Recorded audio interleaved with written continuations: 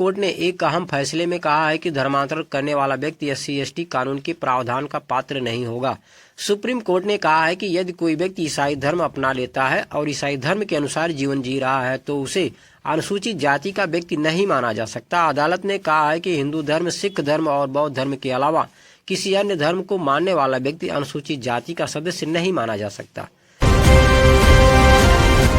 24 मार्च 2026 को उत्तर प्रदेश के मुख्यमंत्री योगी आदित्यनाथ ने भारतीय क्रिकेटर रिंकू सिंह को रीजनल स्पोर्ट्स ऑफिसर के रूप में सरकारी नौकरी का नियुक्ति पत्र दिया। वहीं हॉकी खिलाड़ी राजकुमार पाल को DSP का पद दिया गया है। लोकसभा और राज्यसभा में महिला आरक्षण कानून पारित हो चुका है। अब सरकार उसमें संशोधन की तैयारी में है ताकि 2029 के लोकसभा चुनाव में इसे लागू किया जा सके। इस संबंध में शीघ्र संशोधन विधेयक लाया जा सकता है। इस संशोधन से राज्यों में सीटों का समीकरण भी बदल जाएगा और लोकसभा सीटों की संख्या 543 से बढ़कर 816 तक हो सकती है। राज्यों में सबसे अधिक उत्तर प्रदेश में लोकसभा सीटों की संख्या 120 तक हो जाएगी। मध्य प्रदेश में सरकारी कर्मचारियों के महंगाई भत्ते में 3% की वृद्धि कर दी गई है और युवाओं को नौकरी के लिए मुफ्त प्रशिक्षण दिया जाएगा। मुख्यमंत्री मोहन यादव की अध्यक्षता में यह फैसला लिया गया।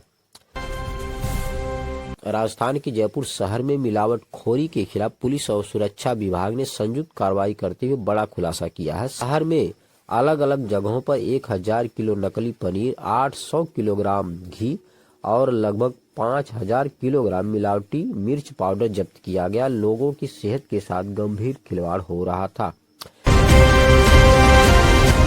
उड़ीसा के कोरापुट जिले में अंतरजातीय विवाह के बाद एक दंपत्ति जब अपने गांव लौटा तो ग्रामीणों ने उसका मुंडन करा दिया। भोज देने पर उसके ऊपर 90,000 रुपए का जुर्माना लगा दिया। माली समुदाय के महेश्वर खिला और राणा समुदाय की युवती ने शादी की थी। हाल ही में केरल का नाम बदलकर केरलम किए जाने के बाद राष्ट्रीय राजधानी क्षेत्र का नाम दिल्ली से बदलकर इंद्रप्रस्थ करने की मांग तेज हो गई है। यह विचार 2016 में इंद्रप्रस्थ महोत्सव से सार्वजनिक हुआ था। अमेरिका और ईरान युद्ध के बीच बड़ी खबर सामने आ रही है। अमेरिका के राष्ट्रपति डोनाल्ड ट्रंप ने ईरान पर फिलहाल अस्थायी रूप से हमला रोकने का ऐलान कर दिया है। उन्होंने कहा है कि अगले 2 दिन तक ईरान पर हमला नहीं करेंगे। ईरान के साथ वार्ता जारी है, लेकिन ईरान का कहना है कि ट्रंप के साथ कोई बातचीत नहीं हुई है। मुख्यमंत्री योगी आदित्यनाथ ने आजमगढ़ में प्रधानमंत्री आवास योजना 2.0 के तहत 553 लाभार्थियों के बैंक खाते में अनुदान राशि की पहली किस्त भेज दी है। इस योजना के तहत प्रथम किस्त 1 लाख रुपए, द्वितीय भी 1 लाख रुपए, जबकि तृतीय राशि 50,000 के रूप में दी जाती है। यदि कोई लाभार्थी 12 महीने या उससे कम समय में अपना आवास पूरा करता है तो पुरस्कार स्वरूप 10,000 रुपए की राशि दी जाती है। आगरा लखनऊ एक्सप्रेसवे पर उन्नाव जिले के पास एक स्लीपर अनियंत्रित होकर डिवाइडर से टकराकर पलट गई। चालक को इस झपकी आने से हुए इस हादसे में एक महिला की मौत हो गई, जबकि 37 अन्य लोग घायल हो गए। बिहार सरकार ने बिहार बोर्ड इंटर टॉपर के लिए डबल खुशखबरी दिया है। रिजल्ट के साथ कैश, लैपटॉप और स्कॉलरशिप की बरसात होने वाली है। छात्रवृत्ति के तौर पर 2500 रुपए दिए जाएंगे, जबकि प्रथम टॉपर को 2 लाख रुपए, द्वितीय को 1.5 लाख रुपए और तृतीय टॉपर को 1 लाख रुपए इनाम के तौर पर दिया जाएगा। मध्य प्रदेश के मऊगंज जिले में नई गढ़ी थाना क्षेत्र के अंतर्गत भीतर गांव से मानवता को शर्मसार करने वाला एक मामला सामने आया है।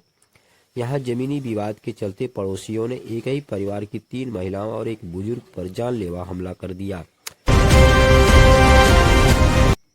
आजमगढ़ में विद्युत वितरण खंड ने नई व्यवस्था लागू की है, जिसके तहत उपभोक्ताओं को अब उधार की बिजली नहीं मिलेगी। स्मार्ट मीटर प्रणाली लागू हो रही है। यदि उपभोक्ता का बैलेंस 0 या माइनस में चला जाता है तो विद्युत आपूर्ति स्वतः बंद हो जाएगी।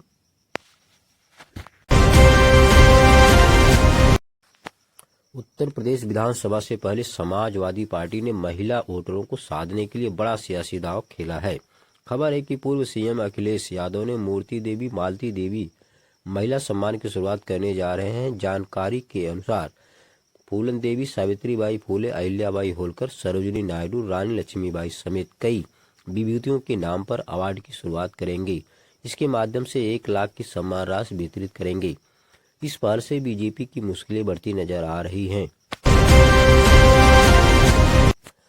उत्तर प्रदेश में स्मार्ट सिटी मिशन के विस्तार और संतुलित शहरी विकास को गति देने के लिए मुख्यमंत्री योगी आदित्यनाथ की अध्यक्षता में कैबिनेट बैठक में नवयुग पालिका योजना को मंजूरी दे दी गई है।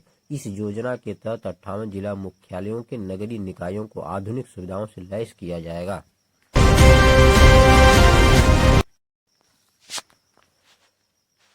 शिक्षा के अधिकार अधिनियम RTE राइट टू एजुकेशन के तहत बच्चों के प्रवेश को आसान बनाने के लिए सरकार ने बड़ी राहत दी है। अब बच्चों का जन्म प्रमाण पत्र और आधार कार्ड न होने पर भी बच्चों का एडमिशन हो सकेगा।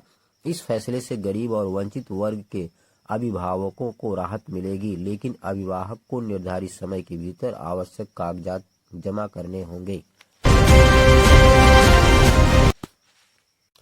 आजमगढ़ में किसानों की आय बढ़ाने के लिए लगभग 27 करोड़ की लागत से 22 नए किसान कल्याण केंद्र बनाए जाएंगे। एक केंद्र किसानों को एक ही छत के नीचे खाद, बीज और कृषि प्रशिक्षण जैसी सुविधाएं प्रदान करेंगे। यूपी आजमगढ़ में पंचायत चुनाव की मतदाता सूची से लगभग 2.5 लाख डुप्लीकेट वोटरों का नाम हटा दिया गया है।